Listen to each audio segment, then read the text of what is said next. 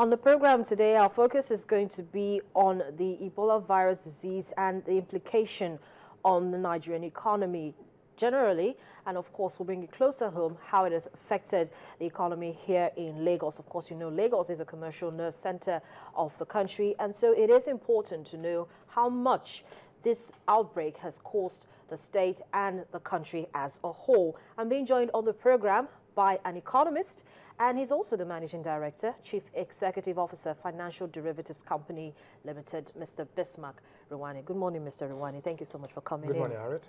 Well, first of all, you're not in Jackson Hole for the meeting. No, that's for central bank governors. Yes, that's true. So we're just going to sit like every other person and wait for the outcome of the meeting and hope it's favorable. I hope so. Okay, so now let's talk about the economy as a whole. For the first half of the year, it seems as if activities have been brisk, but has it been in tandem with expectations of market watchers? First and foremost, I wouldn't say it's been brisk. It's been modestly positive. In fact, that we grew at about 6% in the first quarter. Second quarter report is not out, but we expect it to be about the same trend. Having said that, certain things are noteworthy. One is that at the end of the first quarter, or even in the second quarter, we had oil price at the highest point in 13 months, which is $116 a barrel. But then that was because of the ISIS crisis in Syria and Iraq. But in the last 3 weeks, it has dropped to a 14-month low. It's now trading at about 101. In other words, oil prices have lost about 14% in the last 4 weeks. The impact, the time between when lifting and when payments are made could stagger between 60 to 90 days. So we're going to see the impact of this on our revenue and government expenditure in the later part of the year. You're already seeing signs of borrowing. Nigeria's external borrowing is already getting to a level which can be considered to be of concern. So what have we seen? We've seen oil price go up and it's come down. We've seen economic activity in the first quarter up, and now it's beginning to trend downwards. Most important is that we've had 5 consecutive months of creeping inflation, which means that, but it is still, inflation is at 8.3%, but it is still within the band of 6 to 9%. In other countries, in South Africa, it has come down from 6.6 to 6.3, 3.3% above the average, the band. So if you had to evaluate the Nigerian economy, you can say that it has been modestly positive, but there are still signs and concerns for underlying inflation. Monetary policy has been kind of accommodative, right? And it's not been strangulating the economy. Fiscal policy, there's been spending, but the spending are in areas which are not productive, i.e. 1, security on Boko Haram, 2, Ebola spending, and 3, election spending. So let's now come down to that Ebola spending. Yeah. It's from what you've painted, modest growth that we've witnessed in the first half of the year, and especially with the price of oil coming down, it's still a little bit, it's enough to make somebody feel jitters, kind of. Now we have the Ebola virus disease outbreak, and which is what we're presently dealing with. On a percentage-wise, what is an estimated direct cost to the GDP? Because we know how much it costs the nation in terms of how oil prices, how global oil prices are. Right now, we're seeing a drop in revenue, excess crude revenue, and the rest of it. So let's talk about how much the Ebola virus disease outbreak has cost. There are 3.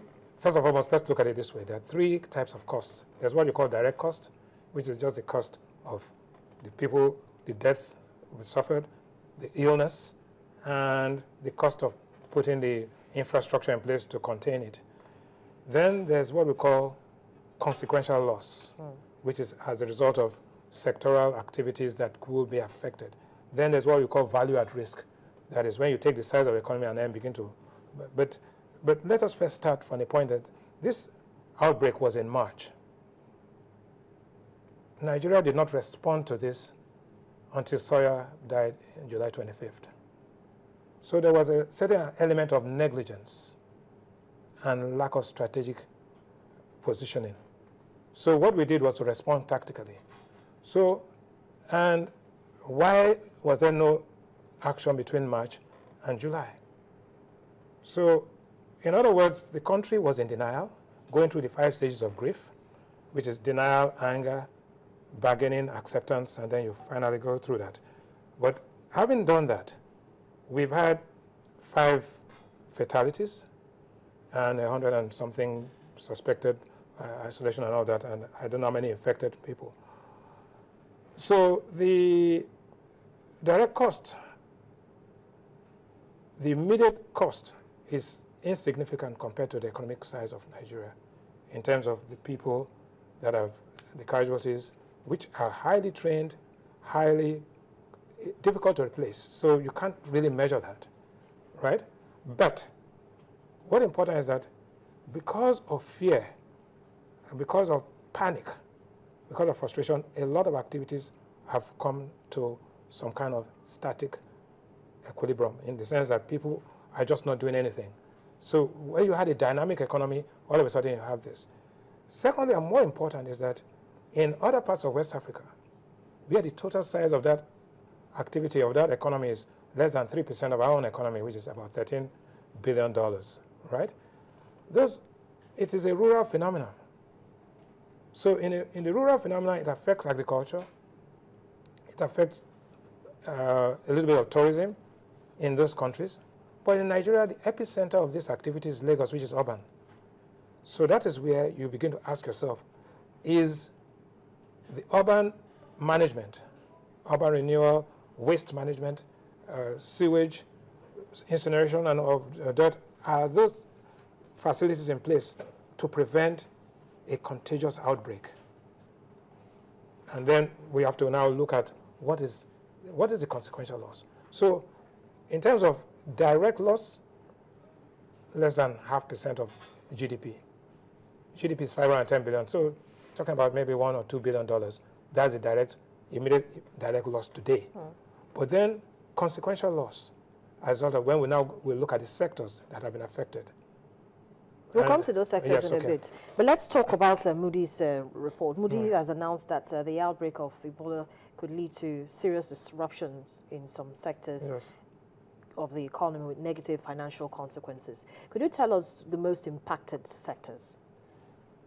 First and foremost, because it is urban, and because Lagos being the epicenter is not... Okay, so we're talking about Lagos now. Yes, Nigeria. First of all, let's take the Ebola thing. The Ebola phenomena in West Africa, Liberia, Sierra Leone, and Guinea, is a rural phenomenon.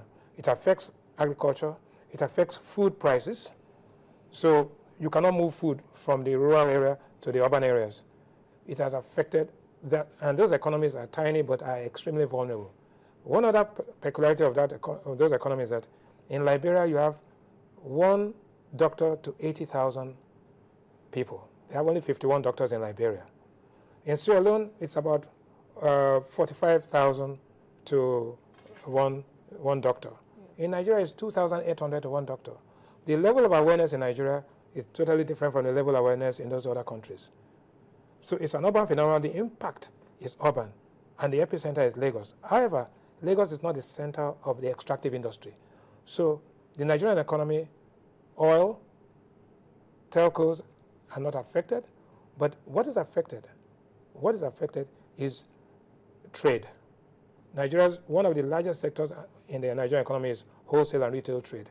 Wholesale and retail trade, of which the informal sector is a massive part of it, involves people contact. And the informal sector is also mirrored almost 50% by West African trade. People buy things, go across the border, sell it, and bring things back. That trade has virtually come to a halt. The informal trade across the border has virtually come to a halt. Secondly, aviation. You have three types of aviation segments. 1 is domestic within Nigeria, 2 is regional within West Africa, and 3 is long haul, which is intercontinental. If you look at our traffic data, it shows that about 25% of our traffic is regional. That, the West African part of it, has dropped by 75%. In other words, no flights to Guinea, no flights to Liberia, no flights to Sierra Leone. But people are not going to other West African, because most of the West African flights are tag-along flights. That is, you go Lagos, Lome, Accra, Lagos, Lome, Abidjan, all that segment is virtually wiped out.